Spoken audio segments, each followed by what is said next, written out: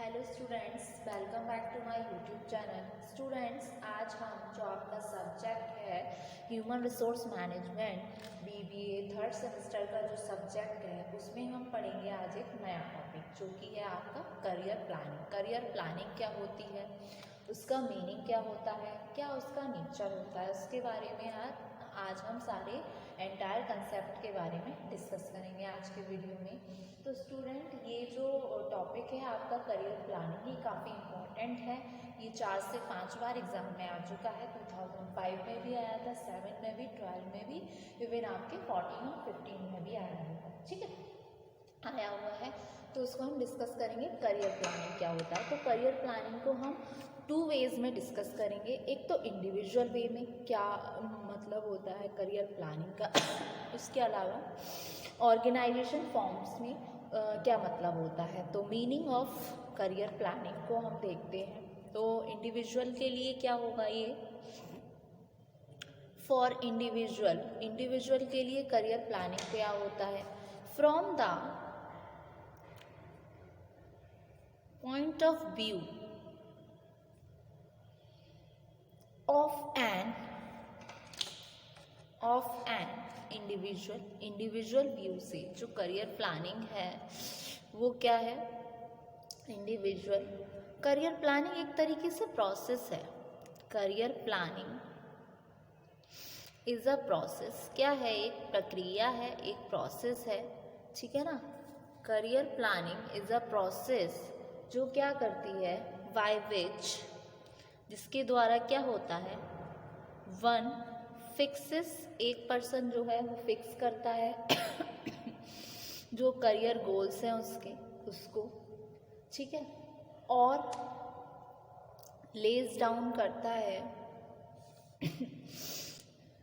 The path to these goals. ठीक है ना। इसका पर्पस क्या होता है, ये प्रोवाइड करता है एक तरीके से continuity. It provides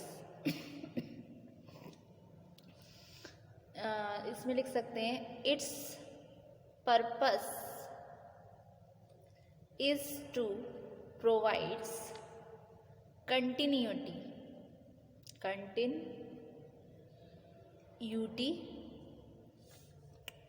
order and meaning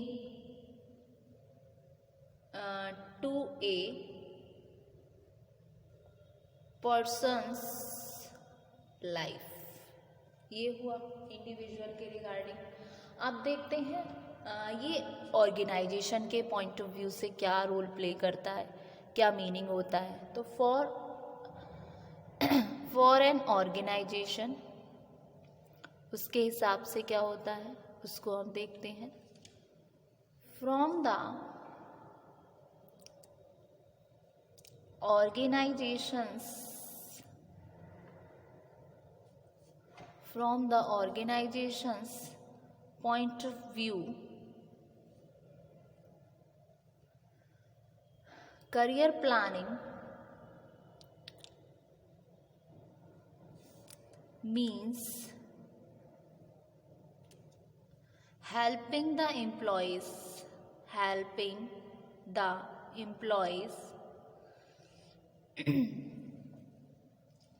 to plan their careers in terms of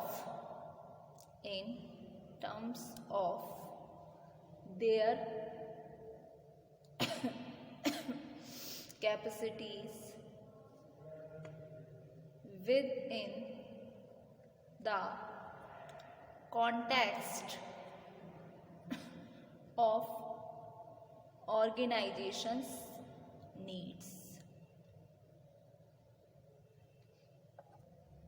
ठीक है, ऑफ ऑर्गेनाइजेशन नीड्स। उसके अलावा इसमें क्या क्या इन्वॉल्व्स होते हैं, it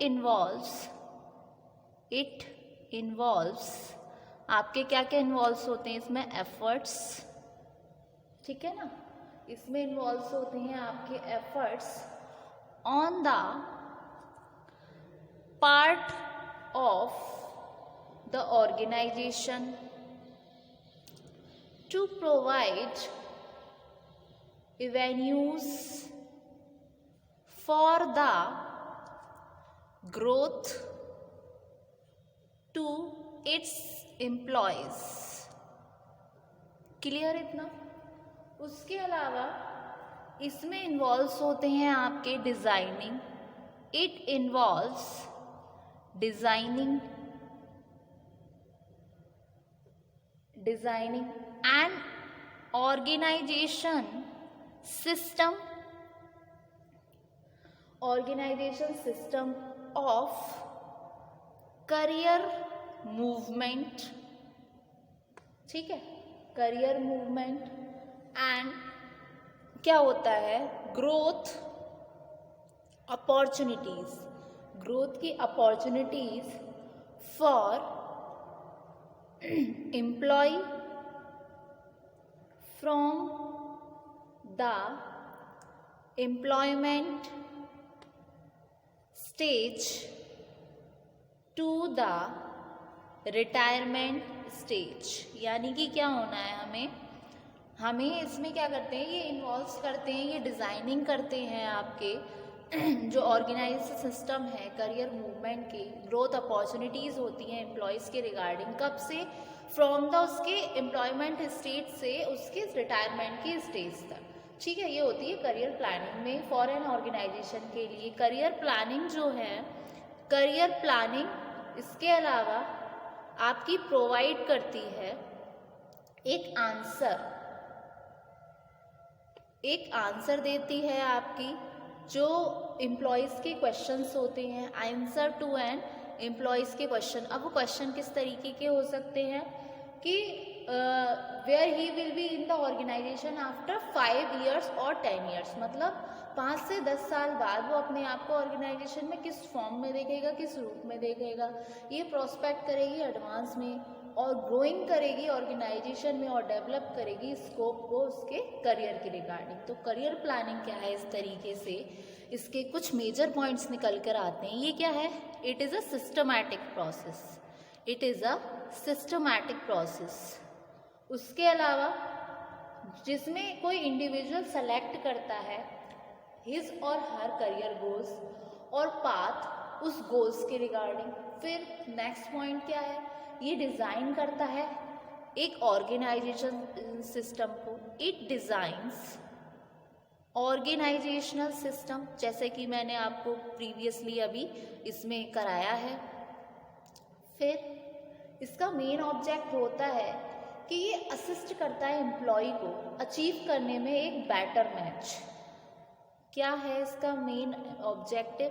the main objective of career planning is to assist the employees achieve a better match. क्या करना है हमें? एक बेटर मैच अचीव करना है बिटवीन, क्या उसके अपने पर्सनल गोल होंगे, उसके अलावा अपॉर्चुनिटीज. ठीक है, ये हुआ आपका करियर प्लानिंग का कंसेप्ट फॉर इंडिविजुअल के लिए और फॉर एन ऑर्गेनाइजेशन के लिए. उसके अलावा स्टूडेंट्स हम डिस्कस करेंगे इसके कुछ नेचर्स, क्या क्या नेचर्स होते हैं आपके करियर प्लानिंग के. इनको जस्ट हम पॉइंट्स के फॉर्म में डिस्कस करेंगे. तो नेचर ऑफ करियर प्लानिंग, इसके नेचर पे हम कमांड करते हैं, कौन कौन से नेचर निकल कर आते हैं. सबसे पहले it is the process of developing human resources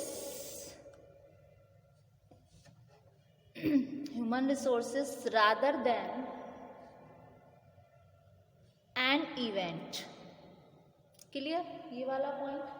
फिर दूसरा, ये क्या है, ये आपकी एक कंटिन्यूस प्रोसेस है। ऐसा नहीं है कि प्रोसेस आज हो गई कल नहीं हुई, तो इसके रिगार्डिंग क्या हुई है, आपकी कंटिन्यूस प्रोसेस है। क्योंकि करियर बिल्ड जो है, करियर की अपॉर्चुनिटीज़ है, जो करियर का प्लानिंग है, वो क्या है, एक लगातार चलने वाली प्रक्रिया है, एक सतत प्रक्रिया है। जिस तरीके से हमारा एवर चेंजिंग इन्वायरमेंट है कि आज कोई ट्रेंड है, कल को कोई और ट्रेंड होगा, इस बिहाफ पर क्या हुई है, आपकी ये कंटिन्यूस प्रोसेस हुई। फिर नेक्स्ट पॉइंट आता है आपका इट इज़ रिस्पॉन्सिबिलिटी। ये क्या है, इट इज़ द रिस्पॉन्सिबिलिटी है, ये एक जिम्मेदारी है ऑफ एन ऑर्गेनाइजेशन, किसी भी ऑर्गेनाइजेशन की, टू प्रोवाइड गाइडेंस। क्या प्रोवाइड करती है, ये गाइडेंस प्रोवाइड करती है, and counselling to its employees in planning their careers. क्या हेल्प आउट करती है, ये प्लान करने में जो एम्प्लॉयज़ हैं उनके करियर्स को, ठीक है ना, और डेवलप करने में एंड यूटिलाइज करने में उनके नॉलेज को और उनके स्किल्स को, ठीक है। और उसके अलावा एक लास्ट नेचर क्या बचता है इसका, the basic aim of career planning is integration of individual